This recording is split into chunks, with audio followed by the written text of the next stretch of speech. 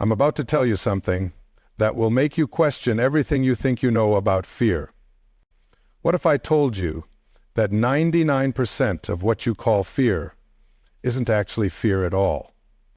What if the very thing you think is protecting you is actually the thing that's been systematically destroying your life? Picture this.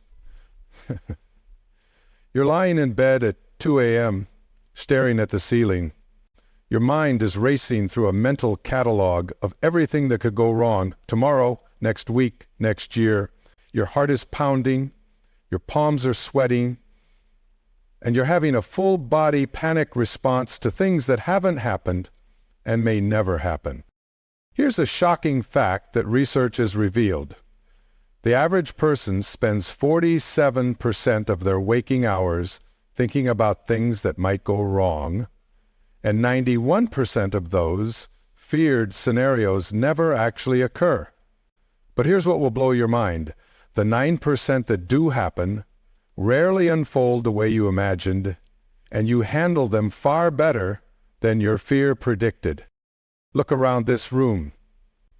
Every person here has felt that familiar knot in their stomach when their mind starts spinning through worst-case scenarios.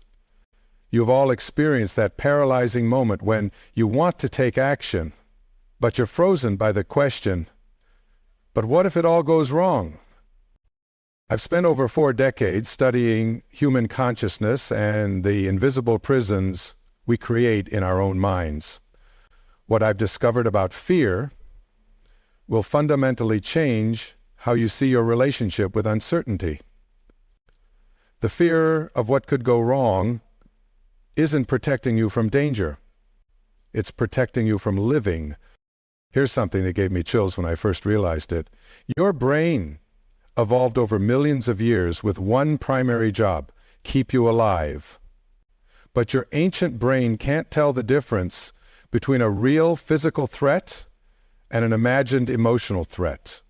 When you think about asking someone out and they might say no, your nervous system responds as if you're about to be attacked by a saber-toothed tiger. This is why fear feels so overwhelming, so convincing, so absolutely real. Picture Jennifer sitting in her car outside the office building where she's supposed to start her dream job tomorrow. Her hands are shaking as she stares at a resignation email on her phone screen. Her body is having a genuine physiological response to imagined scenarios. Her heart is racing, her breathing is shallow, every cell in her body is screaming that she's in danger, even though the danger exists only in her thoughts. But wait until you hear what I discovered about people who seem fearless.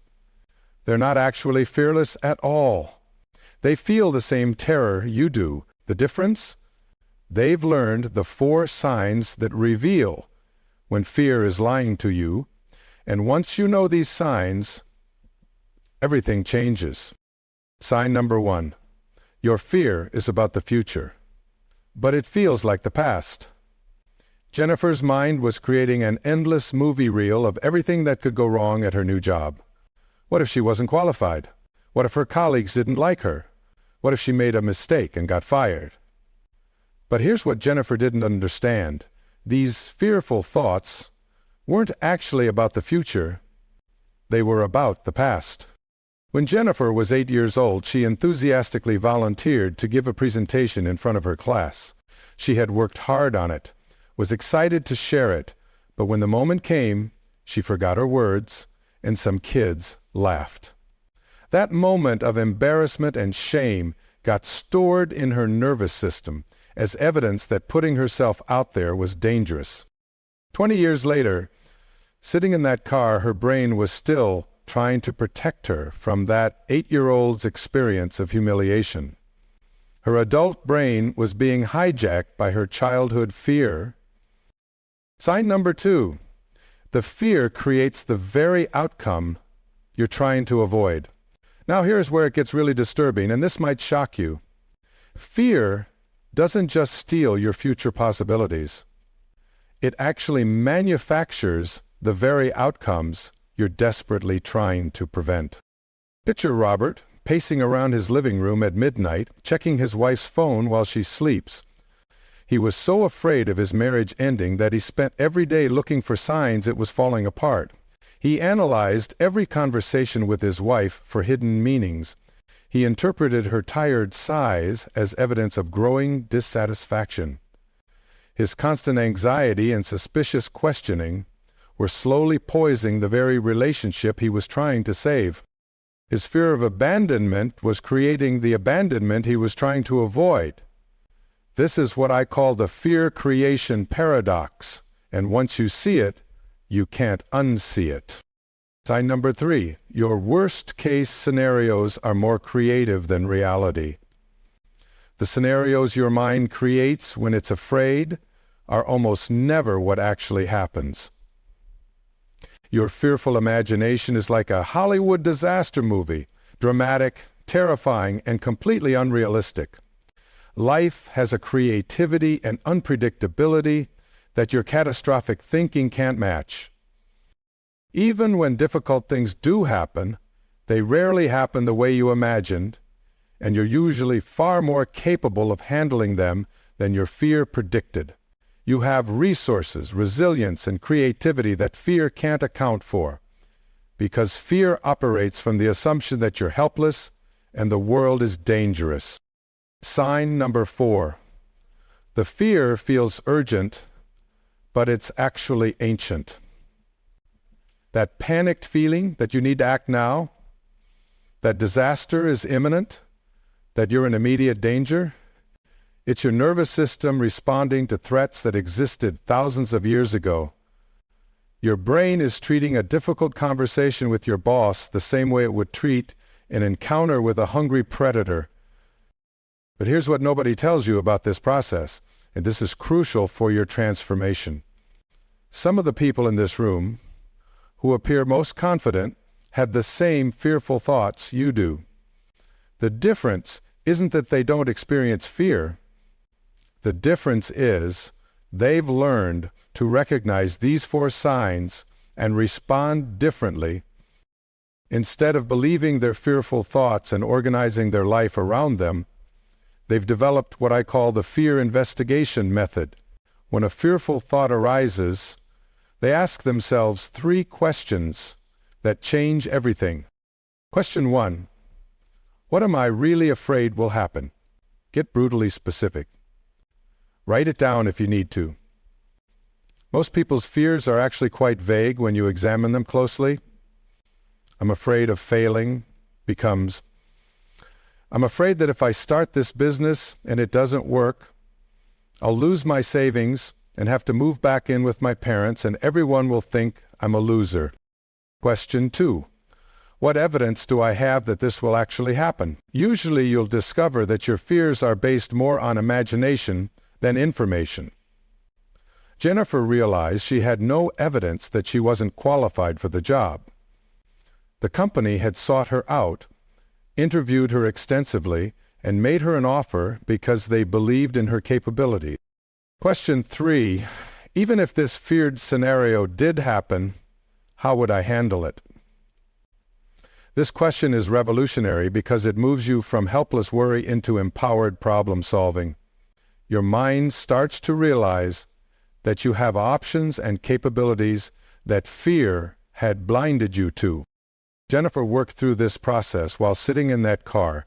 When she got specific about her fears, she realized most were variations on the theme of not being good enough. When she looked for evidence, she found none.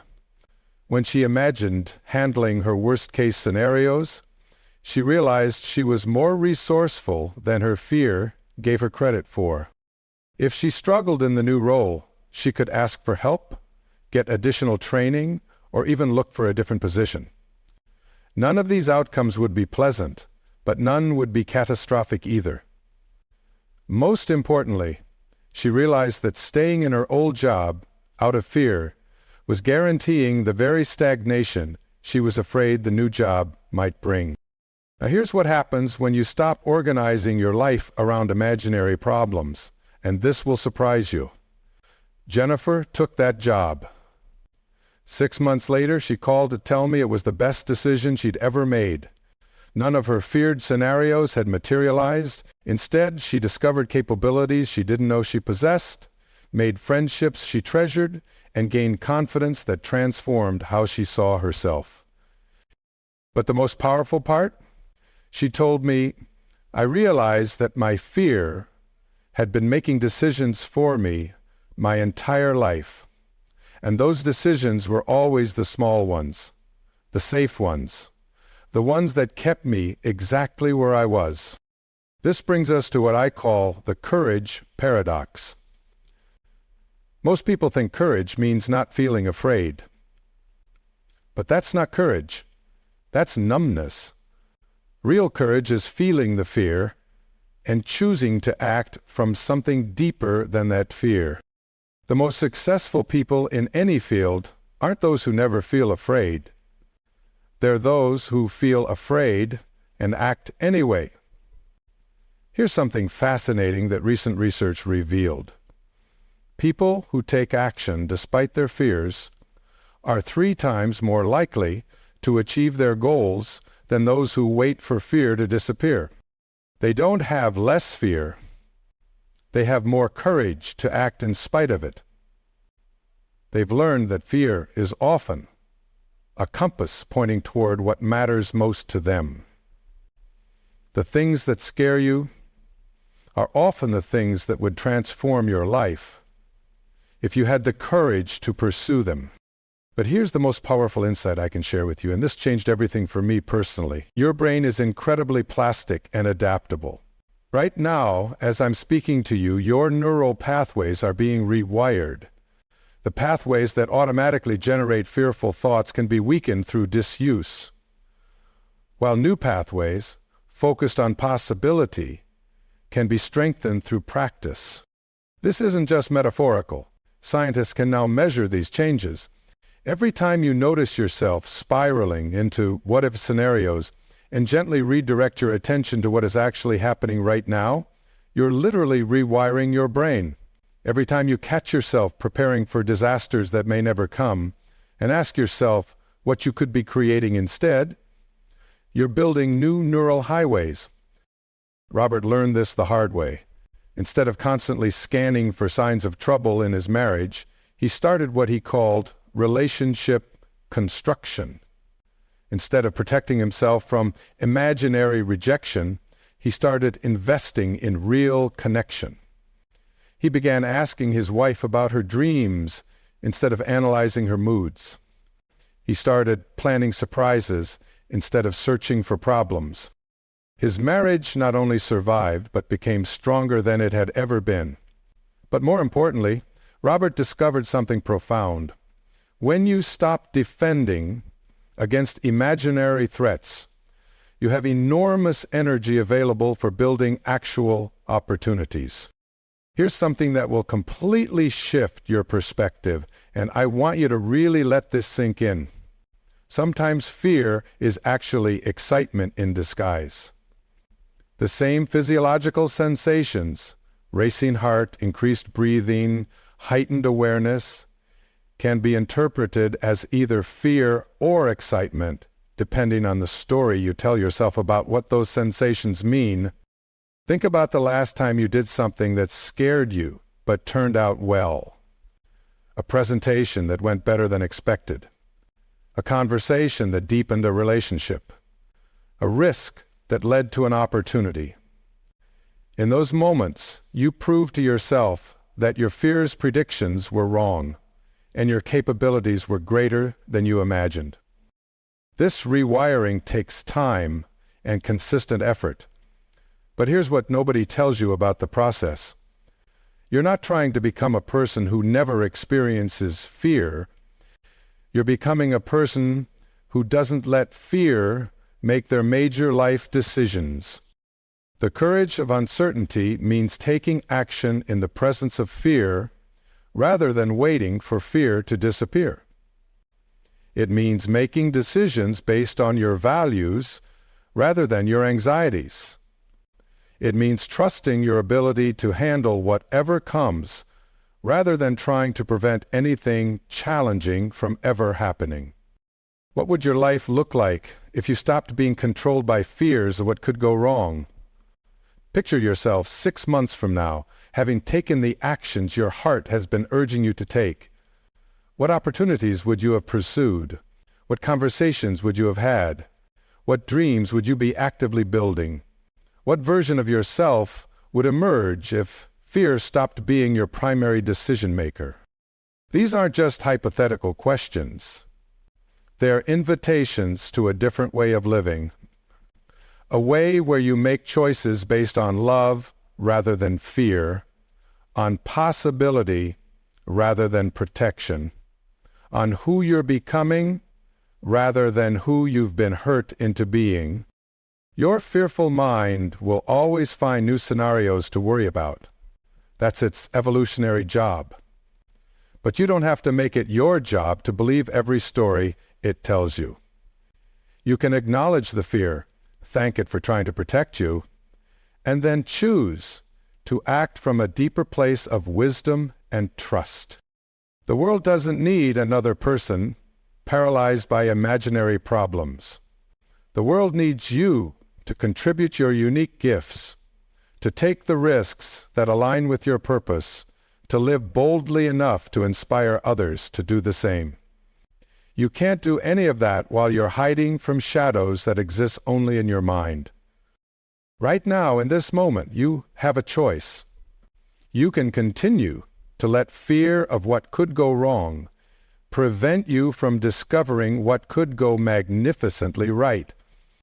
Or you can begin the courageous work of living from possibility rather than protection, from love rather than fear, from trust rather than terror. The life you came here to live is waiting on the other side of the fears that have been keeping you small. Fear will always whisper its warnings about what could go wrong. But love whispers something far more powerful. What could go beautifully, transformatively, miraculously right, if you had the courage to find out. That courage isn't the absence of fear, it's the presence of something greater than fear. It's the presence of your authentic self, ready to live the life that's been waiting for you to become brave enough to claim it.